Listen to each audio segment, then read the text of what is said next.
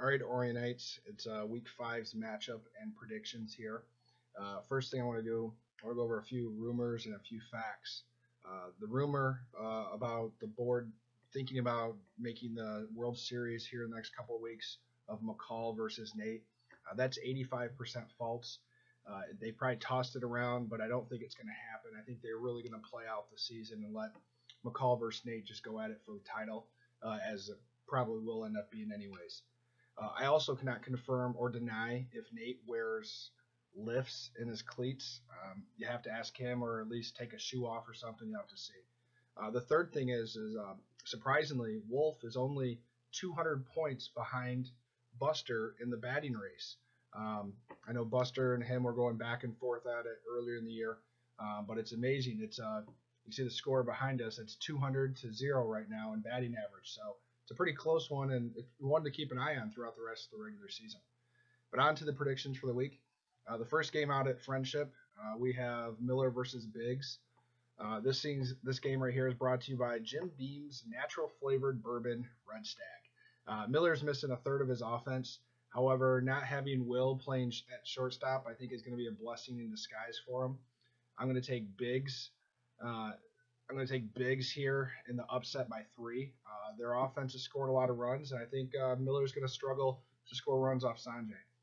The other game out at Friendship, this is Mahan versus Brink. Mahan's team is full of DHs, and I think that's going to be a bad thing when they play on the man fields. I think Brink's boring team wins by 6. JC, the early game, we got Slater versus Nate. A few weeks ago, I was penciling Slater's team in for the divisional title. However, Nate's come through, and Slater's team's 0-2. When I ran the numbers early in the year, Nate's team on paper projected to score the most runs, and I was shocked. I didn't believe it. I was in denial. However, maybe Nate knew something that everyone else didn't know before the draft, and I think Slater starts out 0-3 with a 5-run loss here. The game of the week is going to be at JC late. This is going to be Barnes versus Sanchez. This is two teams that are fighting for the playoffs. So one of them is going to fall to 1-2, which is really going to hurt come the end of the season, especially trying to fight for the 1 or 2 seed. Bobby and his ugly uniforms, I think, are going to be scoring a lot of runs this game. And I think Bobby wins by 8 games. And I think possibly somebody gets pushed or a ball gets thrown at somebody at some point in this game.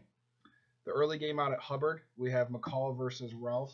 Although Ralph tends to hit off me pretty well, which a lot of people do, I am going to keep it simple here because I don't want to get a 1-game suspension that's conveniently played against the real board and the elected board. So I'm going to say McCall by 5. The late game out at Hubbard, Walls, what did I do to piss you guys all off? I'm 0-2 picking your games.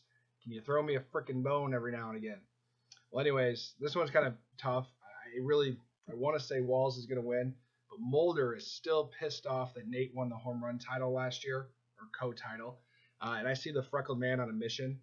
I'm going to go with Stark by 2, and I think he walks a couple people later in the game, and that leads to it works out well in Stark's favor that game, and Stark wins. So have a good one.